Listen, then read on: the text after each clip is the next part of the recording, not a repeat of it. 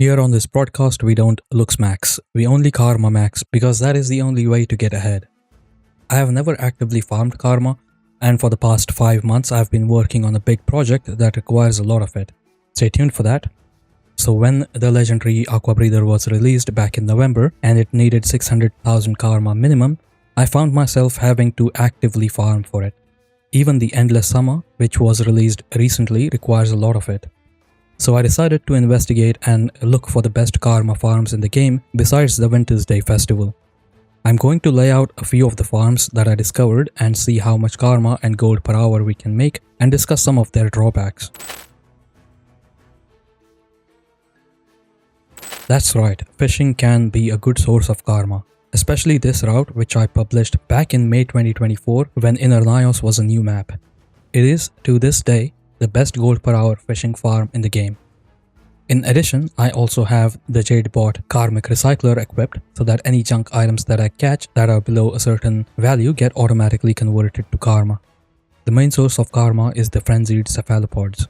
In a 30-minute run, I caught 17 of these, which is on the lower side. I usually catch more, meaning this is a 51,000 Karma per hour on top of being a 44 to 50 gold per hour farm. If you want to learn more about this, go and watch my old video where I go over the best route and best practices. T1 Rift Hunting is also a decent farm that a lot of people bring up for spirit shard farming. The best map for this is Mistburned Barrens, where there are only 2 possible spots where the rift can spawn. So all you do is go between these 2 spots and mindlessly farm away. Because Rift Hunting drops a lot of junk items from the ads, make sure you have the Karma Recycler equipped for a noticeable boost in Karma gains. This farm gives 101,000 Karma per hour, 10 gold per hour, 25 spirit shards per hour, and 551 fine rift essences per hour without using the motivations. This is another good solo farm. In most of the Living World 4 maps, we can buy 3 levels of Karmic Retribution from the volatile magic vendors.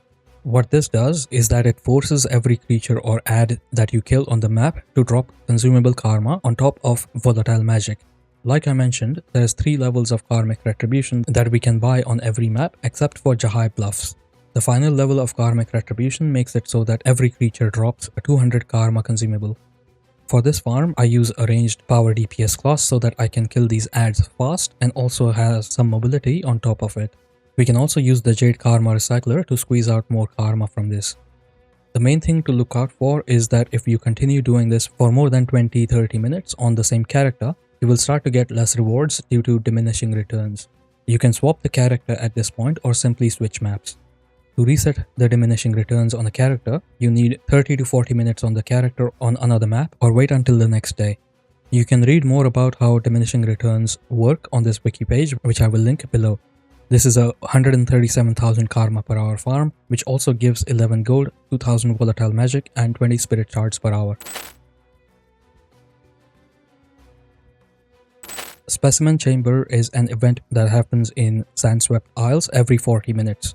It is not on a timer, so you will have to occasionally log in and stand next to this waypoint on the South Island where you will see a 15-minute countdown before the event starts. After the event, we can set up a stopwatch for 40 minutes and come back to do it again. Once the countdown ends, a number of portals will open up on the map and you can take the one that spawns right next to the same waypoint to enter the event. This event is a huge Karma farm only if you have the Karmic Retribution that we discussed about in the previous section of this video. We can of course also equip the Jade Bot Karmic Recycler to turn all the junk that we get into Karma. The big rewards from this event comes from the number of enemies. The more people you have doing the event, the more enemies will spawn and the more Karma you will get. So call out the event on the map chat and try and get as many people to get to it as possible. The event lasts for 7 minutes exactly. There are 3 lanes from where the enemies spawn, and at any time, 2 out of the 3 lanes will have enemies. Only when we have killed each and every enemy from a lane will the next lane spawn enemies. The best way to do this event so that everyone gets maximum loot is to stand in the middle lane and let the enemies come to you. I find it really annoying when one person decides to be a hero and jump to the other lanes to try and kill the enemy spawns. When someone does that, sure they get loot from that lane, but more often than not they will miss much of the loot from the other lane.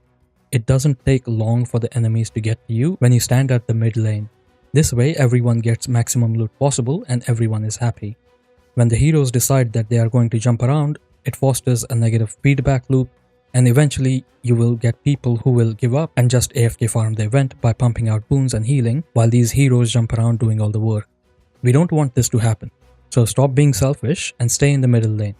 I got 326 Karmic Retribution and along with the Karmic Recycler, 66,284 Karma in 7 minutes, which makes this 568,000 Karma per hour farm, as well as 53 gold, 8,000 volatile magic, and 60 spirit shards per hour farm. However, Specimen Chamber is also heavily affected by diminishing returns, so much so that I receive noticeably less rewards even the next day after daily reset if I do nothing else on the character.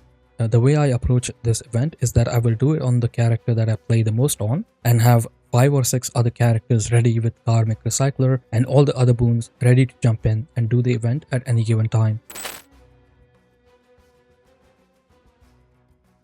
I say IBS Fast 5, but really any raids or any of the old strike missions give us huge karma. The amount of karma that you receive is affected by all sorts of karma boosts. If you want to learn more, I have a Wintersday video on the topic where I discuss all the karma boosts that you can get and how to get them. With having some, not all the karma boosts, in one IBS Fast 5 run, I made 116,400 karma, which makes this a 465,000 karma per hour along with 54 gold per hour farm. The main limitation of this is that we can only do this once per week. You won't get karma every day, but IBS Fast 5 especially is still worth doing every day as it also gives you the eternal ice shards and magnetite shards every day.